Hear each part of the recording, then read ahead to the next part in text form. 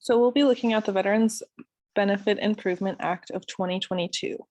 Within this act, there's 3 different titles. All of these titles will be implemented no later than a year after the act. And so the first one is the Board of Veterans Appeal Matters. So this is where they're going to launch a pilot program that allows for there to be better access to more qualified resources when veterans are in situations where they need an attorney. Then we have Title II, which is the Medical Disability Exam Matters. And so the main thing with this is that they'll be able to have more access and distribution of the medical disability exam forms. And this will allow for there to be more people that apply and therefore hopefully more people that do receive the benefits. Then we have Title III, that is Other Matters.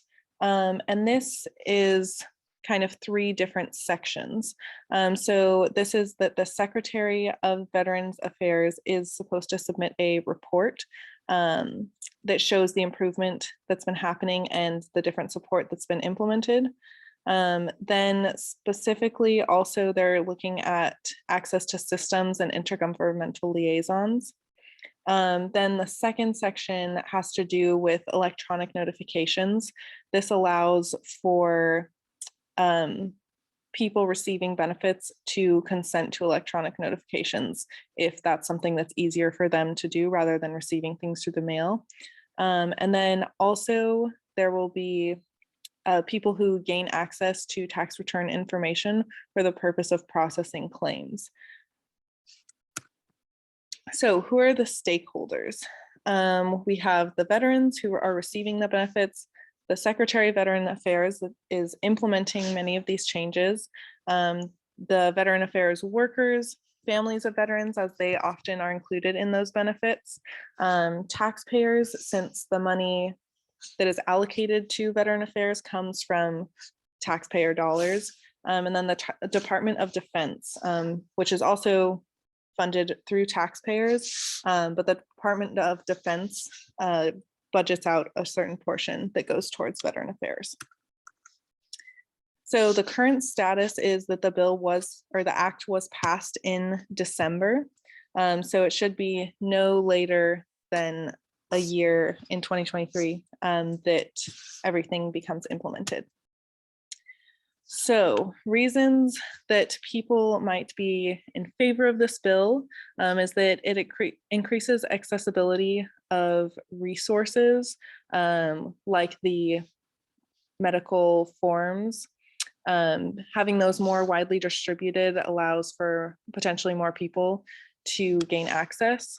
Then people also do gain a sort of autonomy through this bill as they have the option to electronic notifications. And this can really help some people out as things with the Veteran Affairs can be urgent and need to be handled right away. And then consequentialists may also support this bill as veterans can gain autonomy, receive more access to resources, and receive more support and involvement from the Secretary of Veteran Affairs. And the people that are for the improvement of veteran benefits are Democrats, veterans and family, people that are involved with Veteran Affairs. Then people or some potential oppositions of this act. Throughout going through this, there's a lot of language that's extremely subjective.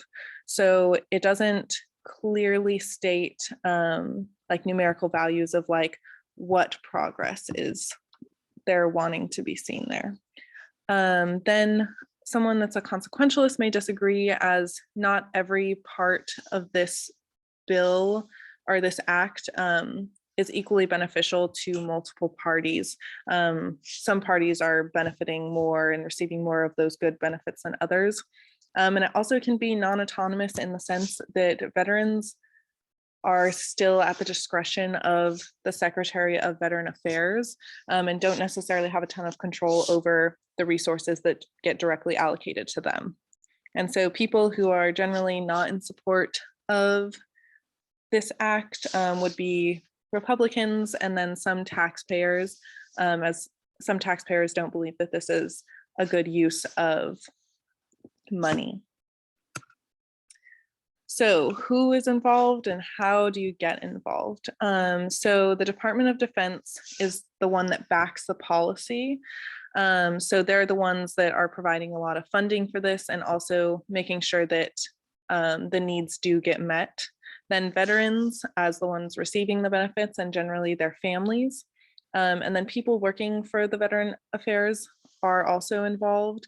As usually there's a lot of crossover with veterans and people that work for VA. And then how do you get involved? Veterans Community Partnership is a great source to go to then find out where you can get involved, because in regards to Veteran Affairs, there's a lot that can be done. A lot of volunteer opportunities or work opportunities for getting involved. And then the VA operations, going to those sites is also a great way to become involved. And that's all. Thank you so much.